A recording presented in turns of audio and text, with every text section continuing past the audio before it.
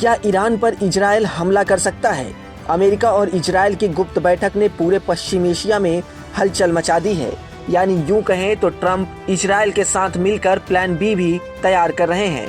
ऐसे में चलिए जानते हैं कि ट्रंप का प्लान बी क्या है और इसका असर पूरे क्षेत्र पर क्या होगा। अमेरिकी राष्ट्रपति डोनाल्ड ट्रंप और इजरायली प्रधानमंत्री बेंजामिन नेतन्याहू के बीच हुई ये गुप्त बैठक ने पश्चिम एशिया में नई चर्चा छेड़ दी है। रिपोर्ट के अनुसार ट्रंप ने नेतन्याहू को कहा कि अगर ईरान के साथ चल रही परमाणु बातचीत सफल नहीं होती तो अमेरिका ईरान के बैलिस्टिक मिसाइल कार्यक्रम पर इजरायल के सैन्य हमले का समर्थन करेगा। दिसंबर में हुई बैठक में ट्रंप ने साफ किया कि वाशिंगटन इजरायल के हर कदम में साथ रहेगा। अमेरिकी सुरक्षा अधिकारी अब यह देख रहे हैं कि इस संभावित हमले में अमेरिका किस तरह मदद कर सकता है। इसमें इजरायली लड़ाकू विमानों को हवा में ईंधन देना और हमले के लिए सुरक्षित हवाई मार्ग तय करना शामिल है, लेकिन रास्ता आसान नहीं है।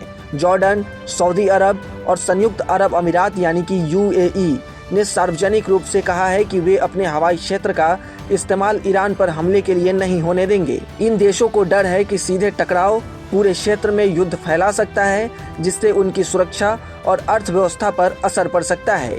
इसी बीच अमेरिका और ईरान के बीच परोक्ष बातचीत का दूसरा दौर ओमान और जिनेवा में शुरू हो गया है। ईरान के विदेश मंत्री अब्बास आराघची अंतर्राष्ट्रीय परमाणु ऊर्जा एजेंसी यानी कि IAEA के प्रमुख राफेल ग्रोसी से मिलेंगे। बातचीत का मुख्य मुद्दा ईरान के पास मौजूद 400 किलो से ज्यादा समृद्ध यूरेनियम है, जिसका इस्तेमाल परमाणु हथियार बनाने के लिए किया जा सकता है। वहीं इजरायली प्रधानमंत्री नेतन्याहू का कहना है कि किसी भी समझौते में ईरान को अपना पूरा यूरेनियम खत्म करना होगा और परमाणु क्षमता पूरी तरह से खत्म करनी होगी।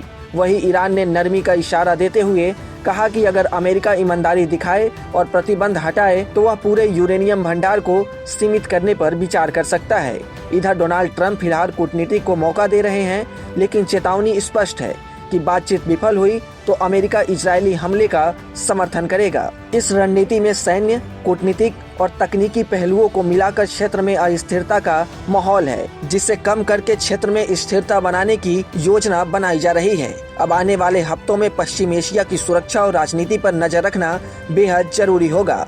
देखने वाली बात यह होगी कि क्या ट्रंप और ईरान के बीच बातचीत सफल हो पाती है या फिर यह बातचीत विफल होने के बाद एक भयानक युद्ध का रूप लेगी। ऐसे ही तमाम अपडेट्स और शेयर मार्केट से जुड़ी तमाम जानकारी के लिए आप बने रहें गुड रिटर्न्स डिजिटल के साथ।